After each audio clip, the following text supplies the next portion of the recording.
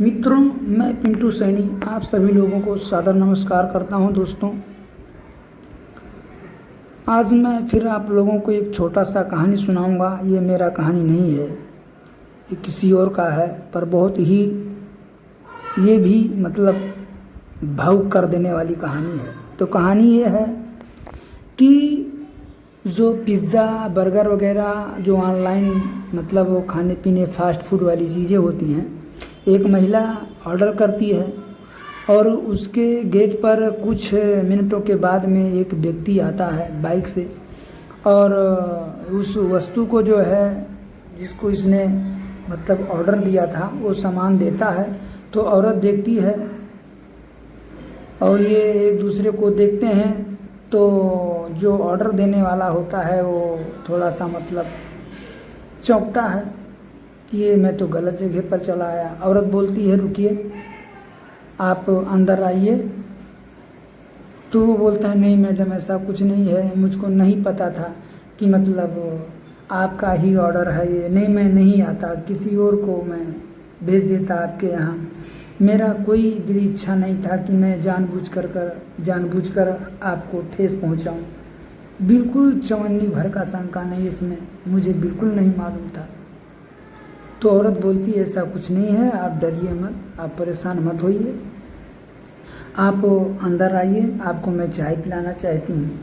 तो वो सोचता है ये चाय का ऑफ़र दे रही है, अभी इसका हस्बैंड आ जाए, नाराज़ हो जाए तो घर में ही वो हमको मारना शुरू कर सकता है, हमसे झगड़ा कर सकता है। बोलता है, नहीं मैडम, ऐसा नहीं होगा, हम चाय नहीं पिएंगे। वो बोलती, नहीं नहीं, आप डरिए मत, हमारे हस्बैंड ऑफिस में हैं, वो इस समय आएंगे नहीं, आपको मैं चाय पिलाकर ही मानूंगी। और चाय पिलाने के लिए अंदर लेके जाती है और उसके अंदर जो नौकर होता है उसको बोलती है चाय बनाने के लिए। और ये आपस में बातचीत करने लगते हैं। वो बोलती है, ये बताइए, तुम्हारी वो दूसरी वाली बीवी आपको प्यार करती है? वो कुछ नहीं बोलता है, पर उसका चेहरा जो है चुगली कर देता है कि उसकी बीवी उसको उतना ख्याल नहीं करती, उतना प्यार नहीं करती है, वो उसको खुश नहीं रखती है। वो भी उलट कर पूछता है, ये बताइए, तुम्हारे जो दूसरे पति हैं वो क्या हमसे ज़्यादा तुमको मोहब्बत करते हैं, ज़्यादा प्यार करते हैं? वो भी बोलती, नहीं, ऐसा कुछ नहीं है, वो तो आए दिन हमारा इंसल्ट करते रहते हैं। ठहरे वो अमीर आदमी, उनके पास VIP लोगों का आना जाना, उनके लिए चाय, ये सब चीज़ें करना, सब बहुत कुछ सुनना पड़ता है हमको उनका। मुझे अच्छा नहीं लगता, मैं पछता रही हूँ आपसे तलाक जो है लेकर के, और ऐसा मुझको नहीं करना चाहिए। तो वो जो पार्सल लेकर आया था वो भी बोलता है, मैं भी पछता रहा हूँ, लेकिन खासकर तो गलती तुम्हारी है। तुमने तो इतनी सी छोटी सी बात मेरी माँ की नहीं सह पाई और तुम भाग आने के बाद में फ़ोन को भी स्विच ऑफ कर दिया तुमने। मैंने कई बार तुमसे कांटेक्ट करने का प्रयास किया, आपका फ़ोन नहीं लगा। आपके भाई के पास फ़ोन लगाया, उन्होंने हमको गाली गलौज दिया, उल्टा सीधा बोला, गाली दिया, बोला दोबारा फ़ोन मत करना मेरे पास अगर असल बात के हो। मैंने उनसे फ़ोन नहीं किया, उनसे फिर हमारी बात नहीं हुई, मैंने फिर नहीं मिलाया। हमको गुस्सा आ गया कि अगर तुम हमसे प्यार करती, तुम्हारे अंदर हमारे प्रति अगर मोहब्बत होता तो कम से कम मोबाइल को तुम चालू रखती, जिससे हमारी तुम्हारी वार्तालाप हो जाती, बातचीत होता रहता।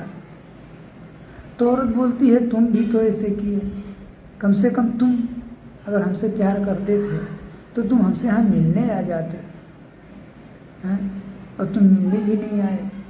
तो दोस्तों, क्रोध ने इन दोनों को अलग कर दिया। क्रोध कभी नहीं करना चाहिए दोस्तों। और पत्नी में अगर झगड़ा होता है, अगर नाराज़ होकर के बीवी मायके जाती है, पति मान लो नाराज़ हो गया तो कहीं बाहर शहर भाग गया 2-4 महीने, 1 महीने के लिए। पर दोस्तों, कितना भी नाराज़ हो जाओ बीवी से, पत्नी से, आपस में दोनों लोग, तो वार्तालाप का जो सिलसिला है उसको स्टॉप मत करो, बातचीत जरूर करो। यही गलती उन लोगों ने किया, एक दूसरे से उनका कांटेक्ट खत्म हो गया, बातचीत नहीं हो पाया, जबकि वो एक दूसरे को छोड़ना नहीं चाहते थे। आज वो पछता रहे हैं। तो ऐसे लोगों से मैं कहना चाहूँगा कि अगर सच में अगर बीवी से, पति से दोनों को प्रेम है तो झगड़ा तो जाहिर सी बात है कि आपस में खटपट होगा। जरूर होगा झगड़ा। और इस झगड़े को इतना सीरियस मत ले लो कि बीवी मैके चली जाए तो उससे बात मत करो। मान लो अगर पति ज़्यादा गुस्सैल है, वो नहीं बात कर, तो बीवी को जो है उसमें कोशिश करना है, कोशिश उसकी प्राथमिकता होनी चाहिए कि हम पति से बात करें। और बीवी नहीं करती तो पति को करना चाहिए, ताकि वार्तालाप का जो सिलसिला जारी रहेगा ना, तो उसमें समझौता करने का चांस ज़्यादा होता है। इसलिए कभी भी एक दूसरे में लड़ाई झगड़ा हो तो बातचीत करना बिल्कुल मत बंद करो। अगर बातचीत करना बंद करोगे तो हालात तलाक तक आ जाएगा। तो दोस्तों, इस वीडियो के माध्यम से मैं आप लोगों को बताना चाहता हूँ, आप लोग समझ गए होंगे जो मैं बात बताया हूँ, कि एक दूसरे से बातचीत करना बिल्कुल बंद नहीं करना चाहिए। और इन्हीं बातों के साथ मैं ये वीडियो बंद करता हूँ। जय हिंद, जय भारत, वंदे मातरम।